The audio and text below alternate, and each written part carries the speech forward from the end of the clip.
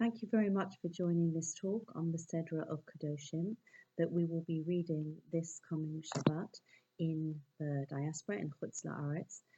They read the Sedra of Kedoshim last Shabbat in Israel, and so the days of this week of Wednesday and Thursday, actually the 3rd and 4th of Iyar, both a day earlier than usual, of Yom HaZikaron and Yom HaAtzmaut, are surrounded, enveloped on both sides on both Shabbatot by the sedra of Kedoshim, and especially thinking of Yom HaZikaron, the memorial day for the fallen soldiers, that every soldier who has given his or her life for the land of Israel is considered a kadosh, a holy person, and their sacrifice, their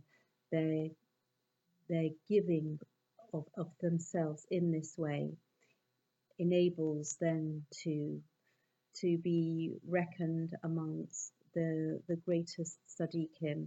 And there are stories of yeshiva students who wanted to go to visit certain great sages who passed away and buried in Tiberia.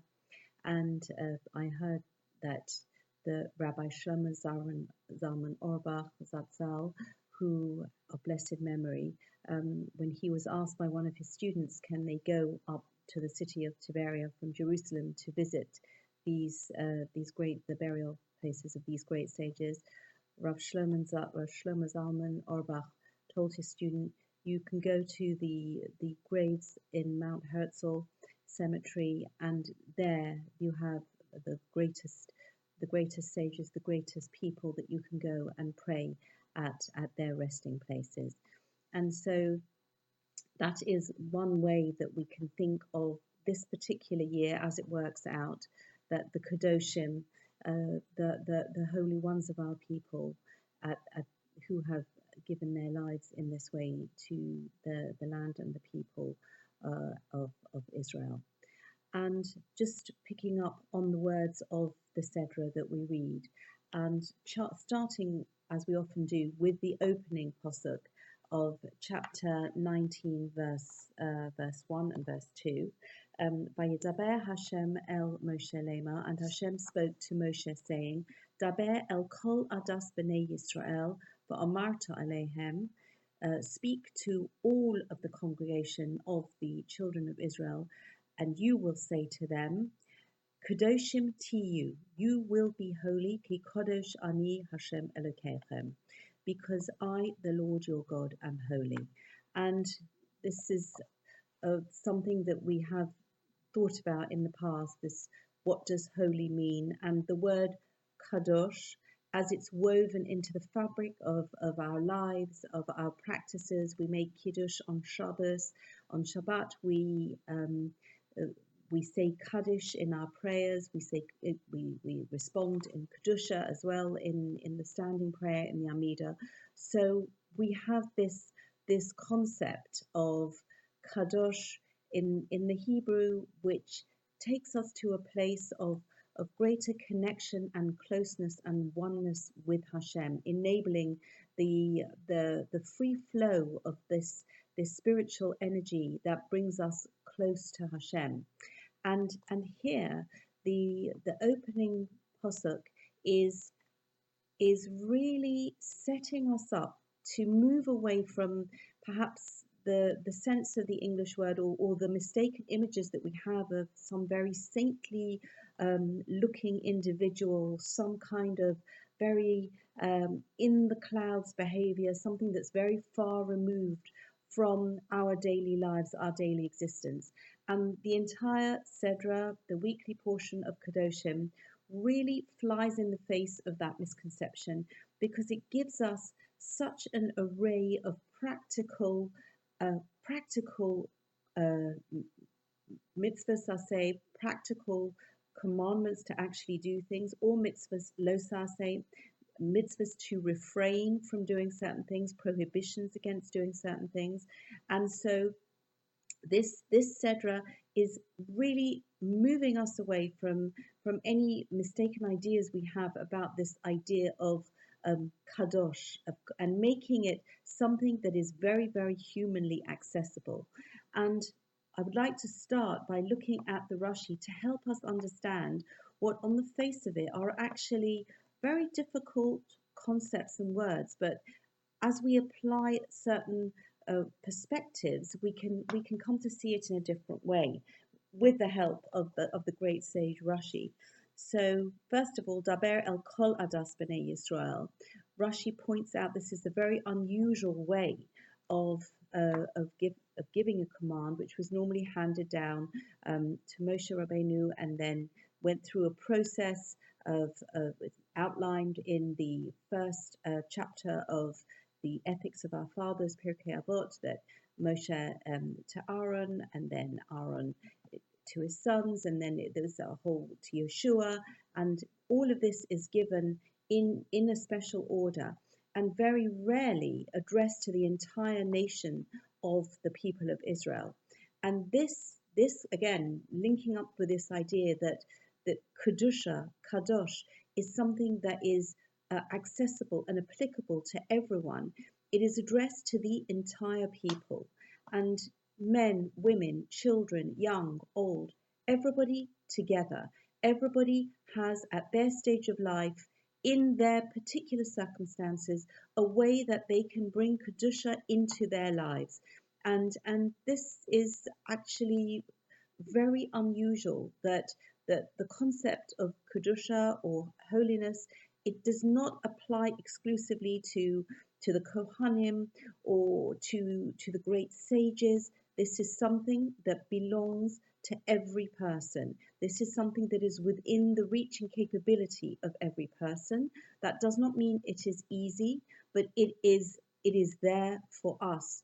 And the Torah in general, and specifically the Sedra of Kedoshim, gives us the exact practical ways that we can access this state, that we can bring it into our lives. So continuing with the Rashi, Melamed shenemra parsha zu b'hakel. This teaches us that this particular section was said at the ceremony of Hakel, which was the special ceremony whereby the king read this sedra and also the book of Devarim at the end of the Shemitah cycle, at the end of Sukkot after the Shemitah year, and that those portions of the Torah were read to the entire congregation, and people would remember from one Shemitah cycle to the other that they were taken as babes, that they were taken as children, they were taken as teenagers, they went as people in their 20s, 30s, 40s, etc. And really this was something that was so impactful that this was said at the ceremony of Hakel. And continuing, Sherov Gufei Torah Tuluyin Bar, because most of the body, the important aspects of the Torah are written inside it, or derived from it, depend on it, and then carry on. Kedoshim Tiyu, Heve Purushim Min Ha'aroyos, separate, be removed from illicit sexual relations. Shekol Makom She'ata Motzei Geder Erva, but wherever you find restriction of sexual immorality mentioned in the Torah, Ata Motzei Kedusha, you find holiness juxtaposed with it. And so this is setting out the first practical method that we can achieve Kedusha, and that is by refraining from these forbidden sexual relationships.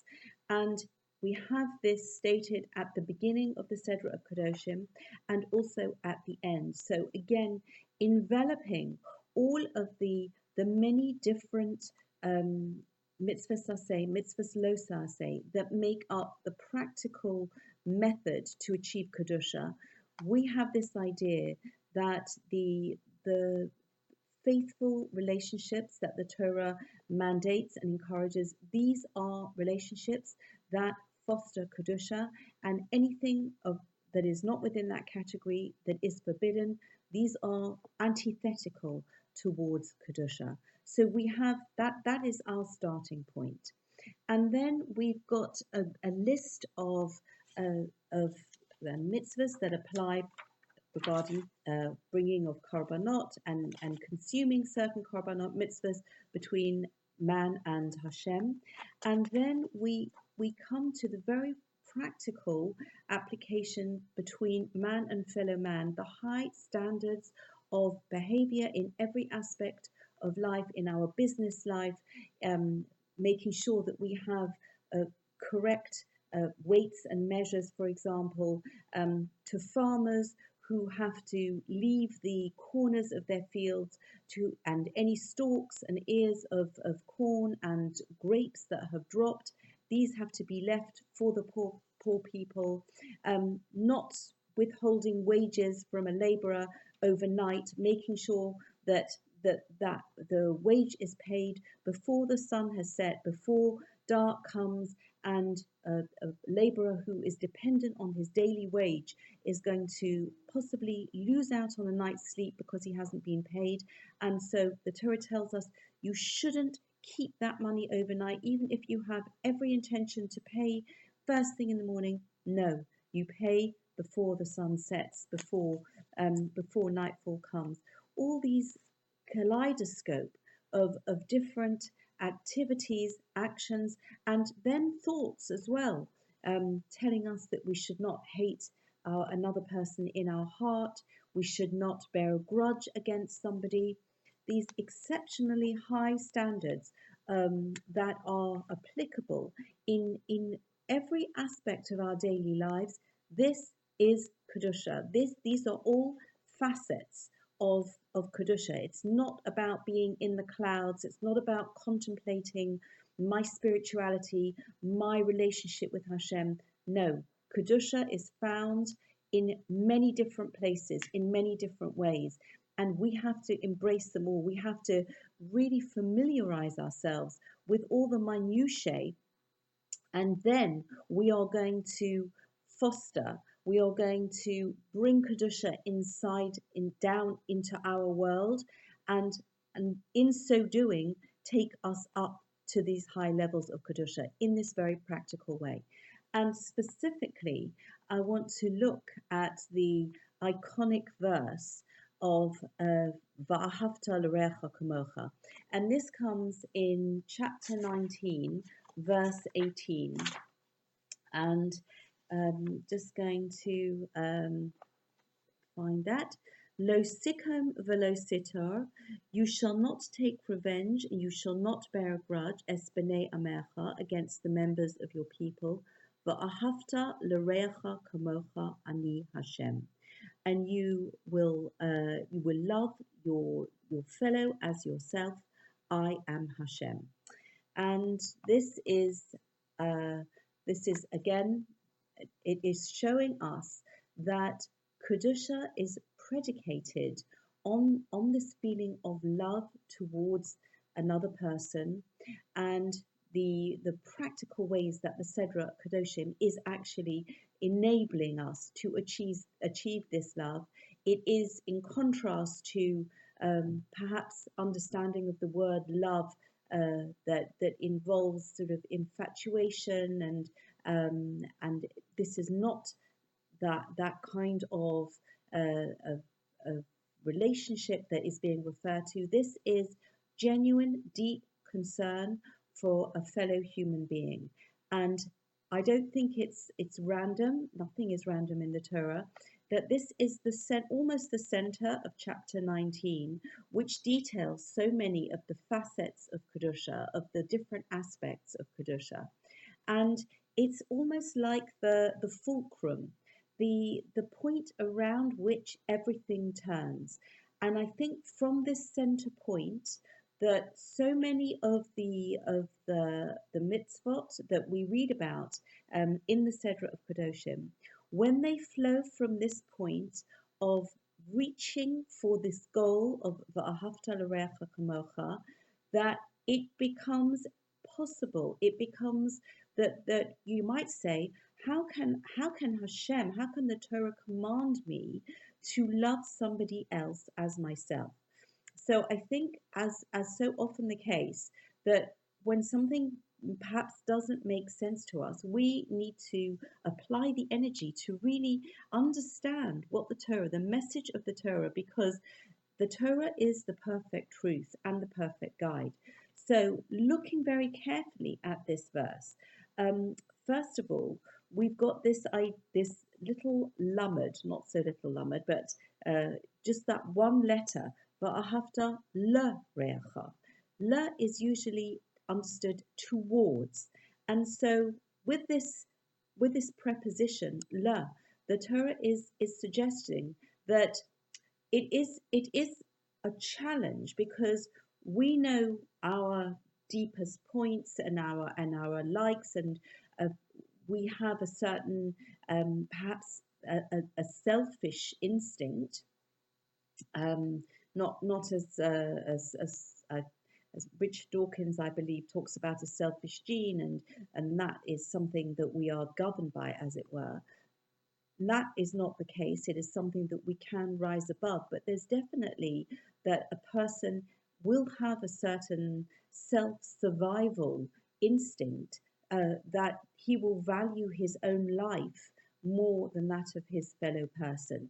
And so the preposition la is saying we are working towards this higher level of love, this higher level of connection with other people.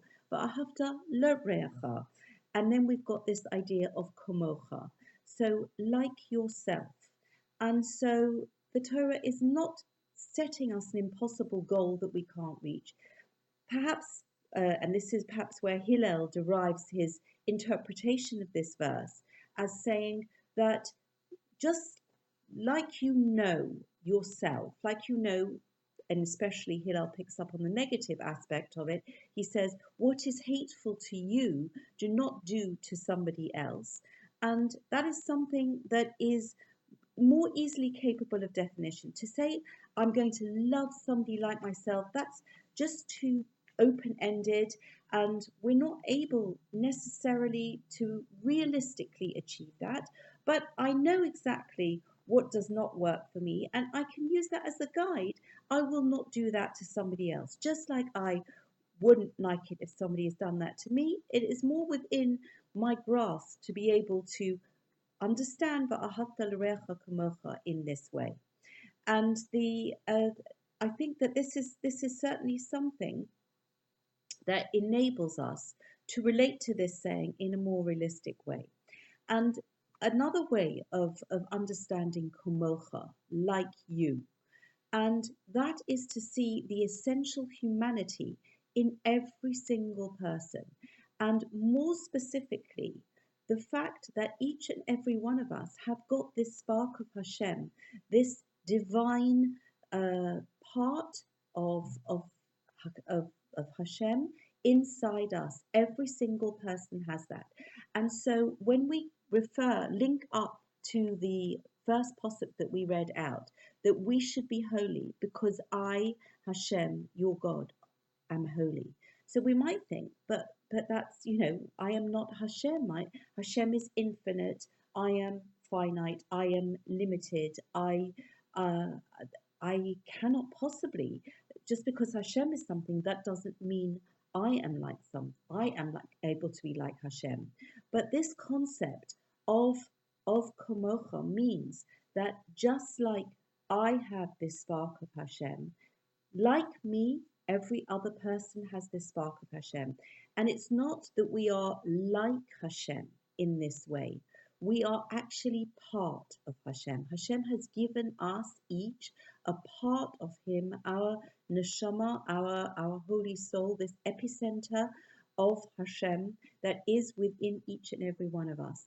And so when we say va'ahavta l'reacha kamocha, when we look at people in this way, then the differences and the things that they do that perhaps may upset us and that might take us further away from being able to really apply va'ahavta l'reacha kamocha, we see it in a different way. We see, yes, they are a person like me. They have an element of godliness inside them, just like I do. And that is going to be my main focus of looking at them. And I think in this way, instead of being this uh, unattainable goal, as it were, we actually are able to bring these words of the Torah into our lives and into our relationships and really experience our relationships in a very different way. And I would like to mention two very personal stories, giving aspects of this va'ahavta l'reacha kamocha, the of how we can use this phrase and all of the different manifestations that in different challenges, different times of our lives we can apply it, and linking up to the concept of Yom HaZikaron falling this week. And I am mentioning specifically my cousin, Chaim Alta Teichman, who was a soldier in the Yom Kippur War, and he fell in the Sinai Desert on the first day of Sukkot, and he was 27 years old at the time, and he was a medic in the army, and he was also the only child of my aunt and uncle, who were both Holocaust survivors. And so, really, he should not have gone to the front line. There was, I believe, a rule that survivors, only children of survivors, were actually not allowed to put themselves in position of greatest danger. But my cousin did not was not able to see his friends go to the front line while he stayed behind. And I just thought about this application of V'ahavta l'reacha kamocha, how his feeling of wanting to be with his friends, not wanting to just stay behind while his friends went and put themselves in this position of great danger. I thought that this was an application of V'ahavta l'reacha kamocha in these really extenuating circumstances, and how he is setting, in a way, an example, a standard, a version of Ahavta l'reacha kamocha. And this is just one of the very many ways that we apply the Ahavta l'reacha kamocha in our lives.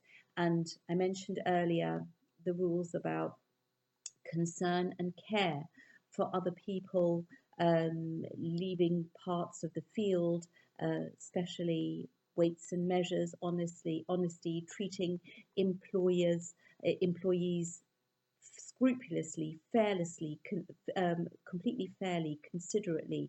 All of these are just different ways in different parts of our lives, how it permeates every single aspect of our lives, and actually very, very tellingly, and really showing how the Torah is training us to become better people in the personal sense, in the national sense, and in the global sense. Because if we look at chapter 19, verse 34, we have Ke'ezrach mikem yeh lachem hager hagar etchem. Like a citizen, like one of your citizens, the sojourner, the stranger with you, should be to you va'ahavta lo kamocha, and you should love him like yourself. Ki gerim hayisem be'eretz Mitzrayim, because you were strangers in the land of Egypt. So here, in a very groundbreaking way, as everything in the Torah is, that yes, V'ahavta l'reacha kamocha applies to our own people, but equally to the stranger, to the other. We are also mandated to have that same ahava, because just like we experienced being the other in Egypt, with all of the oppression and the travail that beset us at that time, this is not something that we want to replicate, that we want to cause to other people to suffer in this way. And I would like to conclude by a very, very personal story of Ahavta L'Orecha Kamocha. Some years ago, one very sort of late Shabbos in July, June or July, when Shabbos was going out at about 10:30, 11:15, we get a phone call from my son saying that he was just going to pick up his car after Shabbat went out, and there was a family that saw him and started asking him, does he have a place to stay, because they were the hotel that they were staying in. They don't have reservations there anymore. And we get a phone call about 11 o'clock at night, and asking if we could put up this family, a couple and 3 children, who did not have a place to stay for that night. And I have to confess, I felt a little uneasy, but I thought, this is the situation, and I started preparing the rooms so that we could enable five surprise guests to come and stay. And as I was moving, clearing out a room so that they could sleep there that night, I moved some books, and one of a piece of paper fell out of one of the books, and that piece of paper was actually a marker that had Va'ahavta L'Orecha Kamocha on it. And this is a Maaseh Shahoya. This is something that really did happen, and it has stuck in my mind, because as I was going about this, feeling a little bit uneasy, and I just felt that there was a message that out of all the pieces of paper that could fall out at that point, I had to see Va'ahavta L'Orecha Kamocha, and really feeling that if I was in a situation where, for whatever reason, suddenly myself and my family didn't have a place to stay for the night, I would certainly appreciate that somebody would make space available in their homes, in their hearts, that I could join them. So I think that we have, from the breathtaking variety in the sedra of Kedoshim, from every year it's going to have a slightly different focus, from the way it falls out this year, that we have Yom HaZikaron, Yom HaAtzmaut, in between 2 Shabboses, both of them that we read Kedoshim on. And I think that we can really see that we have opportunities to bring kedusha into the world, into our lives, by following these very precise guidelines in the Torah, and really then, I think, elevating ourselves and all those around us with this concept of kedusha, and making our relationship with Hashem and our relationship with everybody around us on a much higher level, and so much for us to absorb and apply in our daily lives. Thank you very much for listening, and wishing everybody a very good Shabbos.